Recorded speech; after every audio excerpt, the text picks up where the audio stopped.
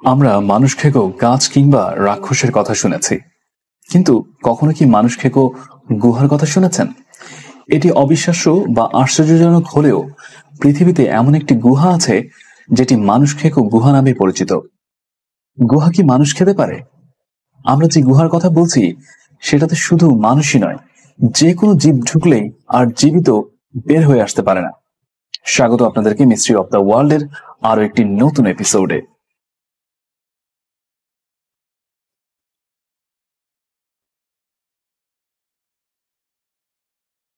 আর আপনি যদি আমাদের এই চ্যানেলে নতুন হয়ে থাকেন তাহলে সাবস্ক্রাইব করে পাশে থাকা বেল আইকনটি বাজিয়ে দিন আর আমাদের সঙ্গে থাকুন। গুহাও কি মানুষ খেতে পারে? ইতিহাস বলে পারে। গ্রিক ভূগোলবিদ স্ট্রাবোসরের মতে অ্যাপল দেবতার একটি মন্দির ছিল রহস্যময়। এই মন্দিরটি ছিল প্রাচীন গ্রিক শহর হিয়ারপোলিসে। সেই মন্দিরের কাছে ছিল একটি গুহা, যার ভেতরে জন্তু জানোয়ার ছুড়ে দিলে তারা আর বেরিয়ে আসতে পারত না। কোনো মানুষও যদি সেই গুহামুখ অতিক্রম করে সামান্য ভেতরে ঢুকতো, তারাও আর বেরিয়ে আসতে পারত না। পুরোহিতরা নিরাপদে এই গুহায় ঢুকতে এবং বের হতে পারত। ওই গুহার ভেতর থাকার সময় তাদের মুখমণ্ডল রক্তাক্ত হয়ে যেত। প্রাচীন গ্রিকদের বিশ্বাস ছিল ওই গুহা হলো পরলোকে যাওয়ার পথ, সেখানে রাজত্ব করে অপদেবতারা। স্ট্রাবো এই পুঁথিটি লিখেছিলেন 2000 বছর আগে। এই প্রাচীন পুঁথির সূত্র ধরে নিউ ইয়র্ক কলেজের অধ্যাপক শেলডন নতুন তথ্য প্রকাশ করেছেন।